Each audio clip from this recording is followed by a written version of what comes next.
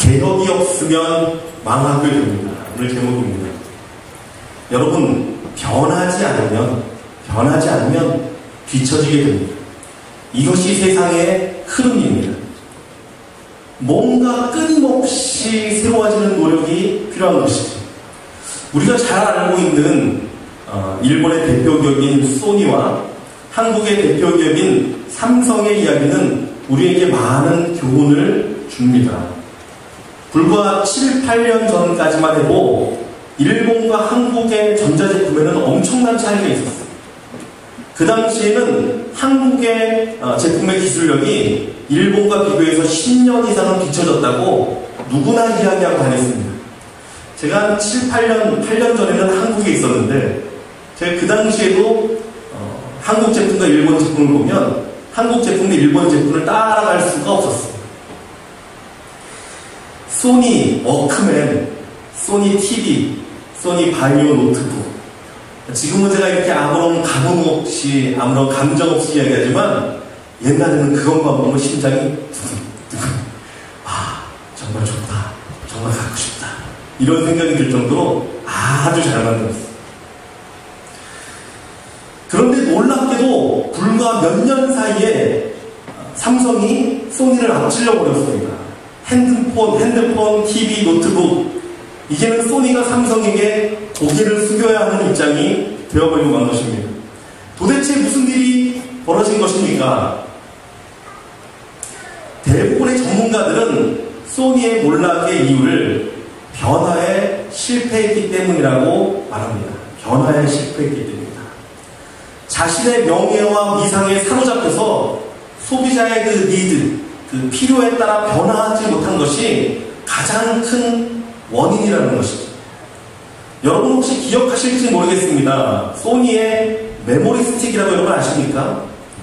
일반 그 디지털 카메라나 컴퓨터에는 SD 카드라고 해서 네모난 것이 들어갑니다. 그런데 소니는 유독 소니만 메모리 스틱이라고 해서 껌 같은 크기의 스틱을 낸 게 있어요. 그거를 고집했어요. 그래서 소니 제품을 사면 어쩔 수 없이 메모리 스틱도 같이 사야 됐어요. 그걸 계속 고집하다가 결국 지금은 만들지 않고 있어요.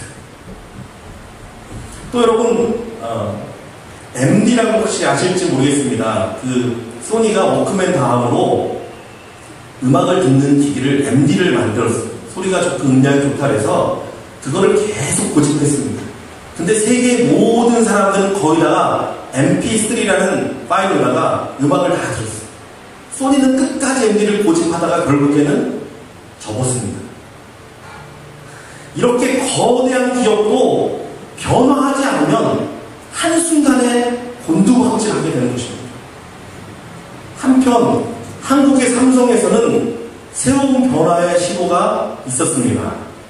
삼성의 이건희 회장이 1993년 6월 7일 날 삼성의 리더들 200여 명을 독일에 있는 프랑크푸르트에 모이게 했습니다. 그리고 그들에게 아주 강한 메시지를 던졌습니다. 그 메시지의 내용은 이것이었어요. 마누라와 자식 빼고 모든 것을 바꾸라. 마누라와 자식 빼고 모든 걸 바꿔야 된다라고 강하게 역설을 했습니다. 이것이 바로 이른바 삼성의 신경영 선언이었습니다. 이 선언이 있고 이 변화가 있고 나서 삼성이 변하기 시작했습니다. 그 이후 삼성이 무섭게 변해서 이제는 세계가 인정하는 기술들을 쏟아내고 있습니다. 여러분, 변화하지 않으면 망합니다. 이것은 기업뿐만이 아니라 개인의 신앙도 마찬가지고 교회도 마찬가지입니다. 어떤 분은 진짜로 이렇게 말씀하시는 분이 있습니다. 내가 전에는 얼마나 성령 충만했는지 모릅니다. 내가 전에는 얼마나 은혜 충만했는지 모릅니다. 전에는 내가 이런 일도 했고 이런 일을 신앙 가운데 있었고 얼마나 믿음이 좋았는지 모릅니다. 이렇게 옛날에 받은 은혜만으로 살아간다는 것이 얼마나 위험한 것인지 아십니까? 사람의 마음은 그냥 내버려두면 부패하거나 변질되거나 상함됩니다. 누구나 동일합니다. 그래서 우리는 성령 안에 날마다 변화하여야 하는 것입니다. 여러분, 하지만 변화에도 기준이 있습니다. 무조건 변한다고 되는 것이 아니죠. 기업의 기준은 소비자의 니드, 필요죠. 철저하게 소비자의 필요를 연구하고 그에 맞추어 변화해야지만 하는 것입니다. 그 기준을 잃어버리면 망하게 됩니다. 여러분, 우리의 기준은 무엇입니까? 우리의 기준은 바로 예수 그리스도이며 복음입니다. 복음을 붙들기 위해, 예수 그리스도를 붙들기 위해 우리는 날마다 변화하고 복음 앞에 서기 위해, 예수님 앞에 서기 위해 우리는 날마다 새로워져야 하는 것입니다. 변화하지 않으면 도태되고 변화하지 않으면 망하게 됩니다. 이렇게 복음 앞에, 예수 그리스도 앞에 날마다 새로워지는 것을 우리는 개혁주의 신앙이라고 부릅니다.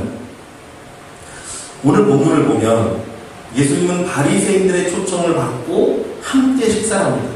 초청한 사람이 바리새인들이었어요. 그런데 초청한 사람들의 면전에서 아주 심한 말씀을 예수님이 막 쏟아내고 계십니다. 너희 바리새인들은 지금 잔과 대접의 겉은 깨끗이 하나 너희 속에는 탐욕과 악독이 가득하다. 예수님이 말씀하셨어요. 아마 그 자리에 우리가 있었으면 낯이 뜨거워서 어쩔 줄을 몰랐을 것 같아. 너희는 평토장한, 즉 훼칠한 무덤 같아서 그 위를 밟는 사람들이 알지 못한다. 너희 안은 썩어져가고 죽어져가고 있다. 라고 예수님은 그들에게 말씀하십니다. 그러자 도저히 보다 못해 옆에 있던 율법사가 드디어 입을 열고 한마디를 했습니다. 선생님, 이렇게 하시니 우리까지 모욕하십니다. 라고 한마디 했어요. 그랬더니 예수님은 그 율법사까지 저주하십니다. 화 있을진저 또 너희 율법교사여, 지기 어려운 짐을 사람에게 지고 너희는 손가락도 이 짐에 배지 않는다. 와, 정말 예수님은 거침없는 말들을 쏟아붓고 계십니다. 그런데 왜 이토록 그들에게 강한 말로 책망하시는 것입니까? 무엇이 예수님을 그렇게 화나게 하였습니까? 사실 이것은 그들의 변화되지 않는 완악함에 대한 예수님의 분노였습니다. 율법의 완성이며 모든 성경의 주인이신 주님 앞에서도 도무지 변화되지 않아요. 자기의 의만 내세우는 그들의 완고함 때문이었습니다. 여러분, 근데 당시 바리새인들과 율법사들은 사람들에게 아주 존경과 칭송을 받는 사람들이었습니다. 지금 우리는 바리새인들을 말하면 아유 저 바리새인 같은 인간 이렇게 표현하지만 그 당시에는 바리새인들을 아주 존경하고 칭송했습니다. 그 이유를 두 가지를 설명하자면, 첫째로 그들의 근본이 칭찬받을 만했습니다. 바리새인들과 율법사들의 뿌리를 올라가면 어디로 올라가냐면 에스라의 개혁운동으로 거슬러 올라갑니다. 에스라는 바벨론 포로 시기의 그 아픈 시간을 되돌아보면서 이 모든 원인이 이스라엘이 하나님의 말씀을 버렸기 때문이라고 깨달았습니다. 그래서 그는 율법과 말씀만이 살 길이다 라고 깨닫고 말씀을 가르치며 율법을 지킬 것을 요구했습니다. 이러한 좋은 뿌리 가운데 바리새인들과 율법사들이 그 정신을 이어오고 있으니 그들은 칭찬받을 수밖에 없었습니다. 두 번째로 그들이 칭찬받았던 것은 그들의 정체성 때문이었습니다. 여러분, 이스라엘은 로마의 지배하에 있으면서 정체성을 잃어가기 시작했습니다. 포로기의 생활을 보내면서 거룩한 성민사상, 거룩한 하나님의 백성에 대한 마음을 잃어버리고 있습니다.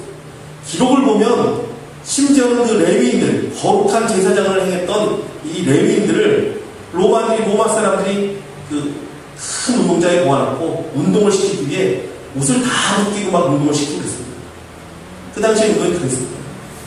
얼마나 수치스럽고 얼마나 부끄러운 일입니까? 이스라엘 백성들이 정체성이 막 흔들리고 있었습니다.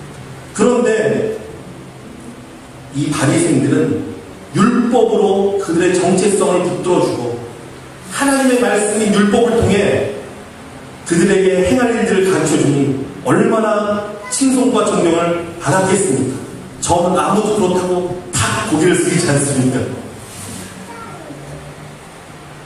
그래서 그런지 바리새인들과 율법사들은 변하는커녕 더욱 율법을 붙들고 더욱더 굳은 마음으로 행했던 것 같습니다.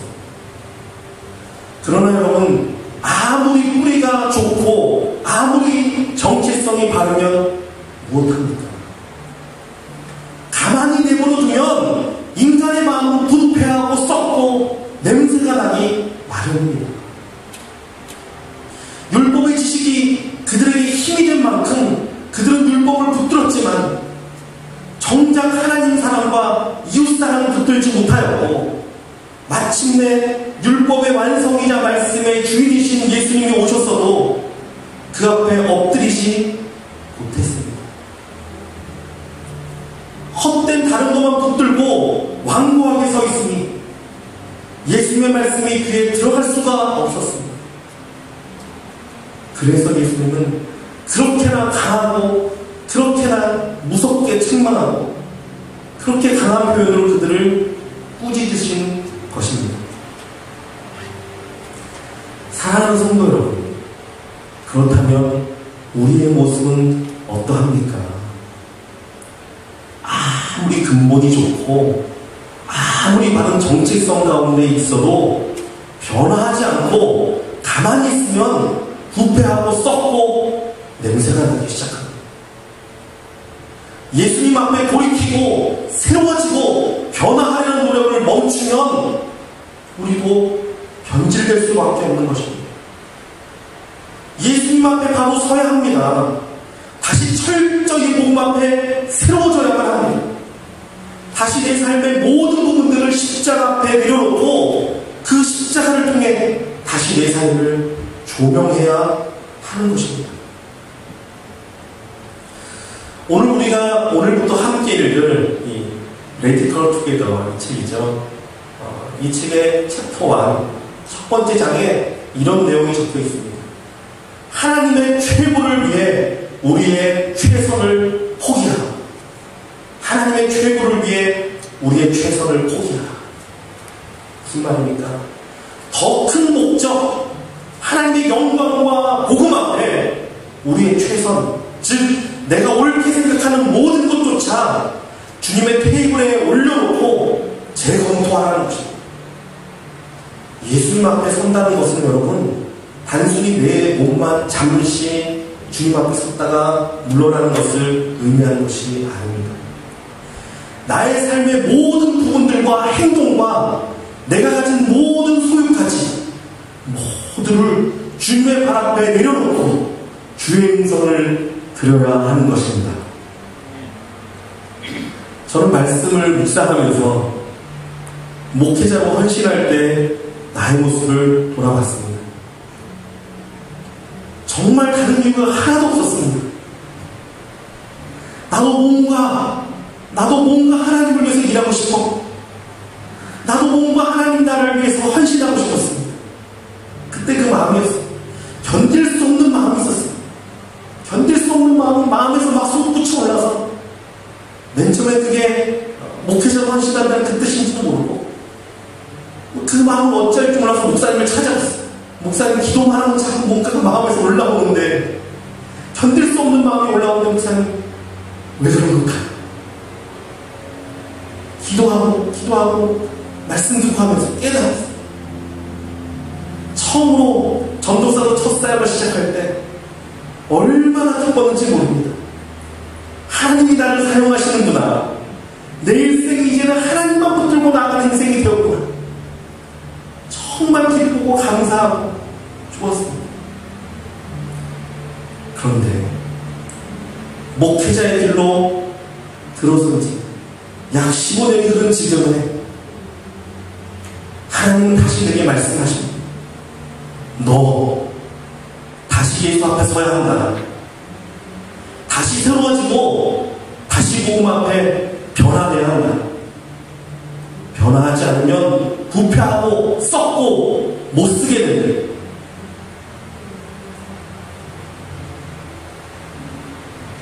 그래서 저도 다시 내 모든 것을 주님의 테이블에 올려놓고 무릎을 합니다. 사랑하는 성도 여러분, 변화는 필수입니다.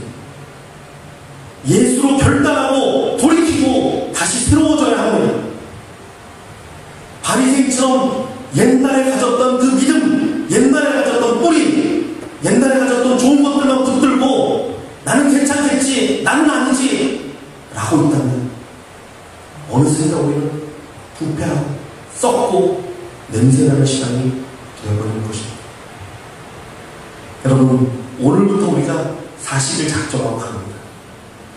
레디컬 40일. 주님 안에 변화되기 원합니다. 말씀 안에 내가 온전히 쓰기 원합니다. 우리 각 개인뿐만 아니라 우리 교회가 함께. 이 책에 보면 여러분 뒤에 그 플래카드 마찬가지죠. 뛰는 모습이 다 나와있어요. 함께 하나님 바라보고 개혁하고 변화되고 새롭게 돼서 나아가자는 것이죠. 아까 우리가 불렀던 찬양처럼 교회가 교회되고 예배가 예배가 되고 진정으로 하나님 앞에 가치 있는 인생, 가치 있는 삶, 가치 있는 교회가 되기 위해서 다시 세워지는 역사, 다시 세워지는 노력, 우리 가운데 반드시 필요할 것입니다. 우리 온 교회가 함께 결단하고 온 성도가 함께 결단하면 이렇게 나아갈 때 반드시 하나님의 놀라운 역사는 우리 가운데 일어나게 될 것입니다. 우리 같이 찬양하기 원합니다. 아까 불렀던 찬양입니다. 우리에게 소원이 하나인데 주님 오실 그날까지 우리 가슴에 새긴 주의 십자가 사랑, 나의 교회를 사랑케 하고 교회를 교회되게, 예배를 예배되게 우리를 사용하소서. 이 찬양하면서 여러분, 우리 마음에도 다시금 결단하고 다시금 새로워지려는 그런 마음 가운데서는 저와 여러분 되기 원합니다.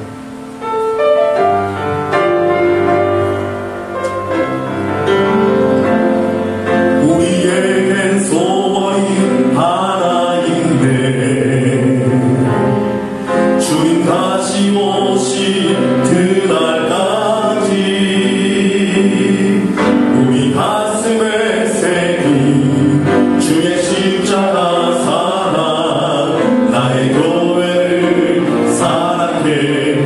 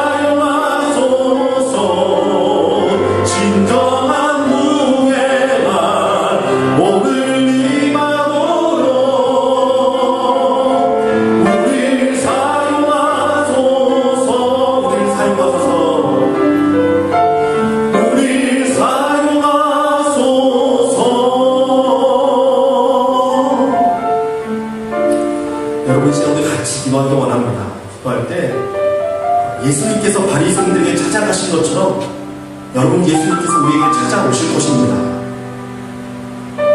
그 당시에는 바리새인들에게 그렇게 말하는 것을 사람들이 상상도 못했어요. 바리새인들은 모든 사람이 존경할 만한 사람들이라 생각했기 때문에 지금 우리도 마찬가지입니다. 저도 마찬가지고 여러분도 마찬가지예요. 변화되지 않고 그저 가만히 있으면 우린 다 부패하고 썩게 됐어요. 내가 다시금 주님의 말씀 앞에 다시 쓰겠습니다. 다시금 복음 앞에 나를 새롭게 할 것입니다. 예수 그리스도가 아니면 내가 내려놓고 주님만을 붙들며 다시금 나아가겠습니다. 하나님이 우리 심령을 새롭게 하여 주시고 하나님이 우리 교회를 새롭게 하여 주시고 하나님이 우리 가정을 새롭게 하여 주셔서 온전한 복음 앞에 쓰는 예수 그리스도 앞에 쓰는 우리를 되게 해달라고 우리 간절히 하나님 앞에 간구하며 기도하겠습니다. 사랑하는 아버지 하나님 들었습니다. 아버지 우리가 하나님 앞에 나아갑니다. 하나님 가운데 역사하여 주셔서 아버지 진정으로 주님 앞에 쓰는 우리를 되게 원합니다. 주의 말씀 앞에 우리를 보게 하시고 예수 그리스도 앞에 우리를 내려놓고 나아가는 심령으로 하나님 역사하여 주셔서 아버지 변화되지 않고 아버지 굳은 심령들 아버지는 마음이 아버지는 예수 그리스도 앞에 온전히 아버지 다시금 온전히 회복되게 하시고 다시금 변화되게 하시고 다시금 복음 앞에 순전한 마음 온전한 마음을 회복되도록 하나님 역사하여 주셔서 그리하여 복음만을 붙들게 하시고 예수님만을 더보시고 예수님만이 나의 소원이시고 예수님만의 모든 것 되심을 인정하며 고백하며 나가는 우리들 되도록 하나님의 역사하여 주셔서 아버지 그리하여 우리 교회가 변화하며 나가게 하시고 우리 개인이 변화하며 나가게 하시고 우리 교회가 변화하며 나가서 아버지 예수 앞에 다시금 온전히 선언들을 내게 하시고 예수님 기뻐하는 모습으로 선언들을 내고 하나님의 역사하여 주셔서 아니 생각들을 그런 모습이 우리 가운데 남아있지 않기를 원합니다. 아버지 순전한 모습 아버지 겸손한 모습 온전한 모습으로 복음 앞에 서고 하나님 앞에 모든 국가의 인정받는 그러한 자들 되도록 하나님 가운데 역사하시고 주장하여 주셔서 살아계신 아버지 하나님 이 시간 우리가 주님의 복음 앞에 다시 쓰기로 결단합니다. 우리 교회가 온전히 예수 그리스도 앞에 다시 쓰기로 결단합니다. 하나님 우리가 옳다 생각했던 것 우리가 괜찮다고 생각했던 것 아버지 이제는 주님의 복음 앞에 다시 내려놓겠습니다. 주의 십자가로 자기를 점검받고 다시금 복음 앞에 새로워지며 나아갈 것입니다. 온전히 주님만이 나의 왕 되시고 나의 구원 되시고 나의 모든 것 되심을 고백하며 나아갈 것입니다. 하나님 역사하여 주셔서 진정으로 뿌리부터 변화되는 놀라운 역사가 우리 가운데 임하게 하여 주시고 다시금 복음 앞에 순수한 마음 간절한 마음 목마른 마음 사모하는 마음 주님만을 왕으로 모시는 마음 회복되도록 하나님 역사하여 주시고 사용하여 주셔서 그리하고 우리 개인이 가정이 우리 교회가 다시금 거듭나게 하여 주시고 교회가 온전한 교회 되고 아버지는 우리들이 온전한 예배로 온전함으로 나아가는 자들 되도록 역사하여 주시옵소서. 살아계신 예수 그리스도의 이름으로 기도드리옵나이다.